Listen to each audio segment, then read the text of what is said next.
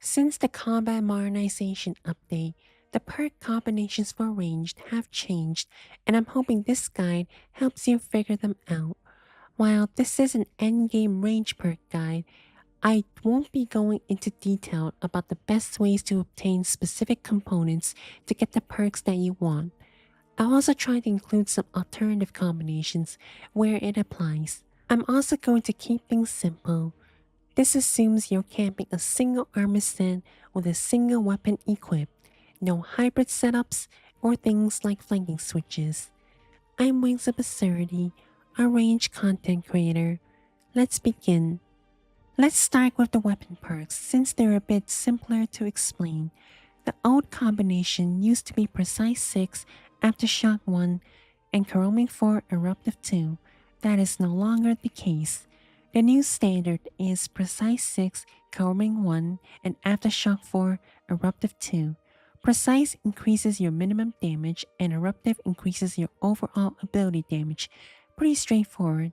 So the real question is, why is Aftershock 4 now preferred over Caroming 4? Aftershock triggers an extra AoE hit every time you do 50,000 damage with a slight delay. Meanwhile, Caroming has changed. It's no longer required for Greater Ricochet to fire the additional arrows. Even without Caroming, Greater Ricochet will apply 7 hit splats with or without Caroming. Now Caroming instead increases the damage of each hit splat from Greater Ricochet by 4% per rank. So I rank 4, that's a 16% boost per hit splat, which on paper looks like a massive increase, around 112% damage increase for the ability at rank 4. That sounds great, but when you compare it to Aftershock 4, the difference becomes clearer. First, you can still use Caroming 1, which already gives around a 28% boost to Greater Ricochet, so the actual difference between Caroming 4 and Caroming 1 is about 84%. Caroming's damage boost is also not affected by death swiftness. The key thing to think about is how often does Aftershock 4 proc compared to how many greater ricochets you use during a death swiftness.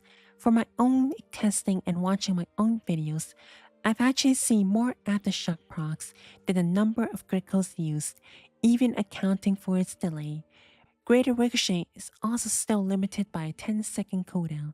On top of that, Aftershock 4 deals 160% ability damage and it doesn't require a global cooldown. It triggers passively 100% more damage than Aftershock 1. So overall, Aftershock 4 ends up being more consistent and more impactful in real combat scenarios. To wrap up the weapon perks, these combinations are considered endgame and require significant investment, including Ancient Invention and Gardenwood's Dungeon 2 reputation. They're also not guaranteed rolls, so be prepared for some RNG. Now let's move on to armor perks. I'm going to split this into two sections due to the addition of the Masterwork ranged armor. But first, let's talk about Elite Dracolich.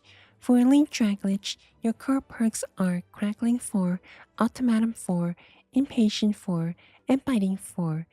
For secondary perks, there's a wide range of options to choose from. Crackling gives you free extra damage hit splats. Ultimatum will boost your death shot's damage since each hit splat has low ability damage.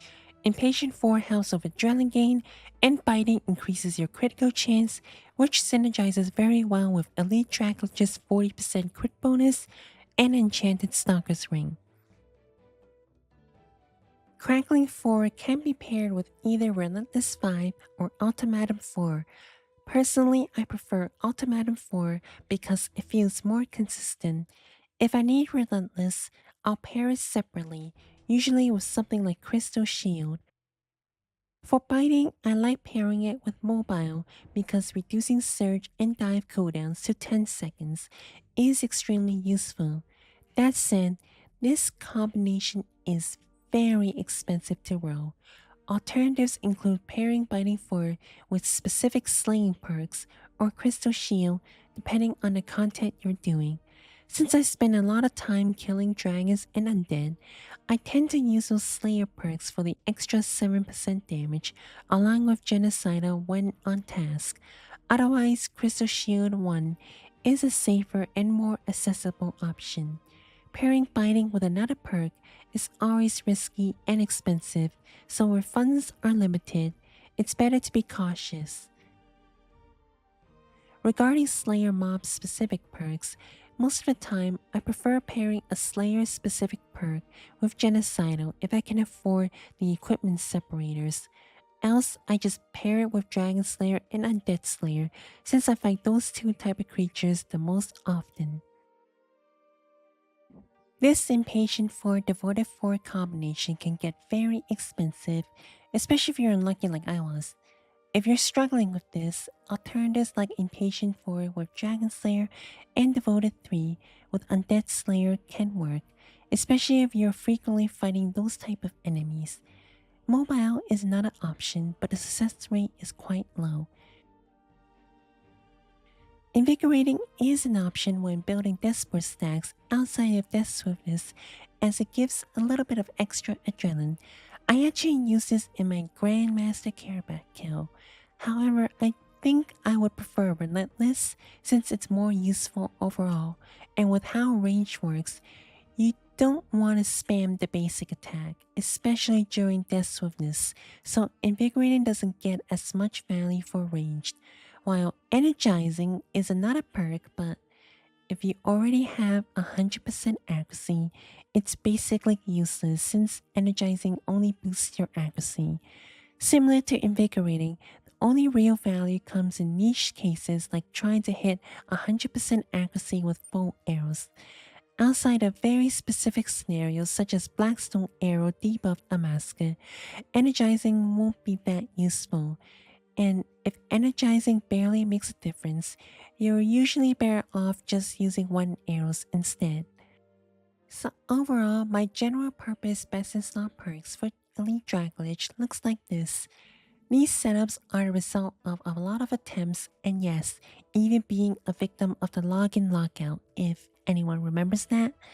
I usually keep one slot flexible since it's the one I swap out the most depending on the content. Just keep in mind that swapping perks frequently can get super expensive due to equipment separators, so if you want to avoid that, choose carefully.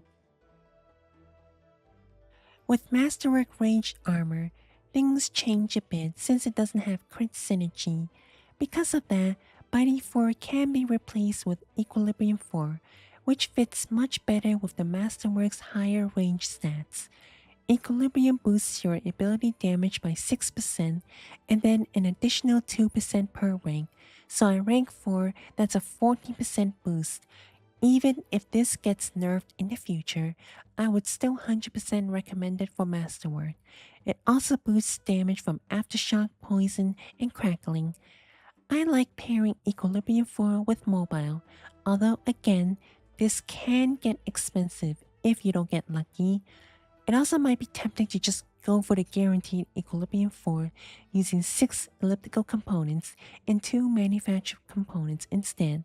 While that 100% chance is appealing, you can also try 5 elliptical components and 4 manufactured components to save on components.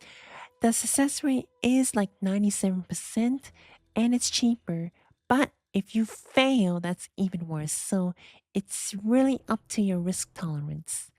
If you want to see the actual results using Equilibrium with Masterwork, feel free to check out my other video here. So in the end, your Masterwork perk setup will look something like this. And with that, that wraps up the perk guide. I hope some of this helps. Thank you for watching. Subscribe if you found this helpful, and bye bye.